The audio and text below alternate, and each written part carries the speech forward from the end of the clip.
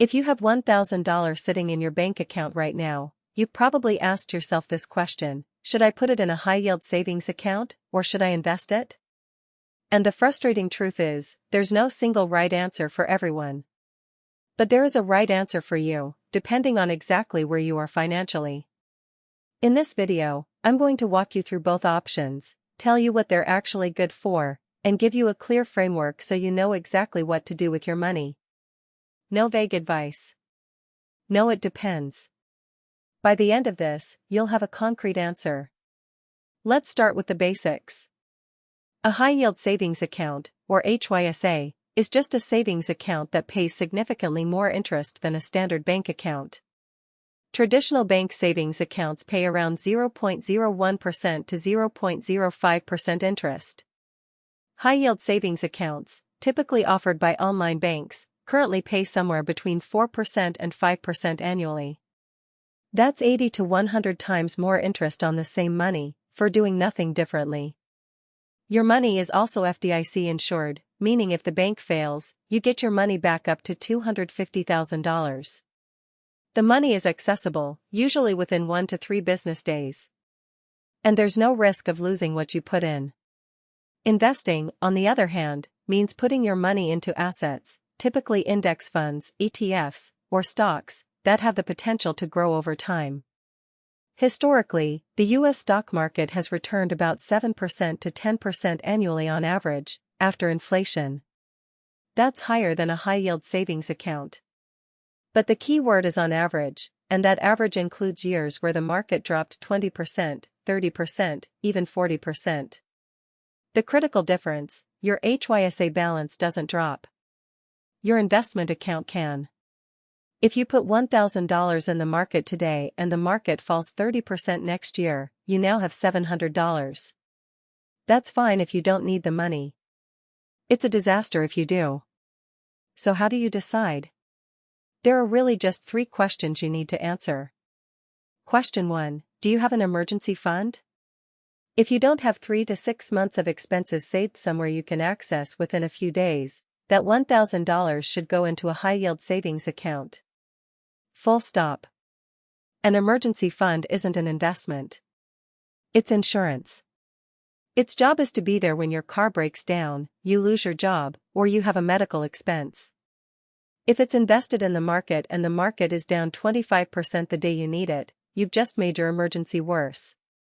Question 2: will you need this money within the next 3 to 5 years? If yes, for a house down payment, a wedding, a trip, a car, keep it in a HYSA. The stock market has 3 to 5 year periods where it goes sideways or down. You don't want to need the money in 2027 and find out the market is 20% lower than when you invested.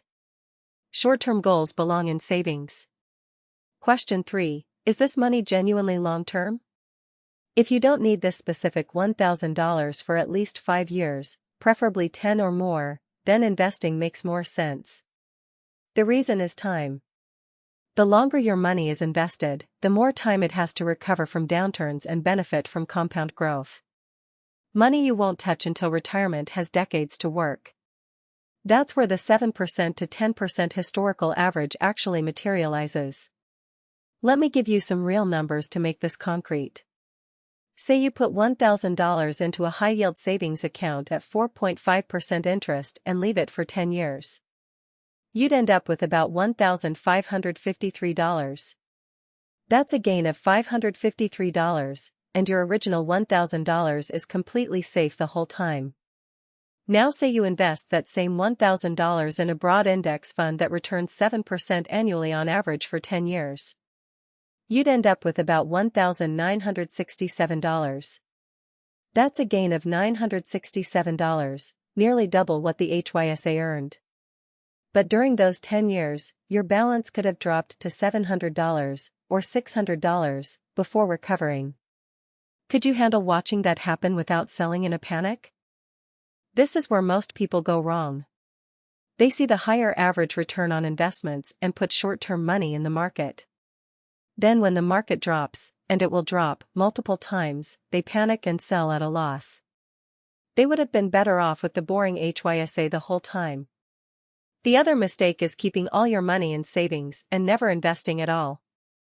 If inflation is running at 3% and your savings account pays 4.5%, you're only growing your real purchasing power by 1.5%. That's fine for an emergency fund. It's not fine for retirement savings. Over 30 years, the difference between 4.5% in a savings account and 7% in an index fund is enormous.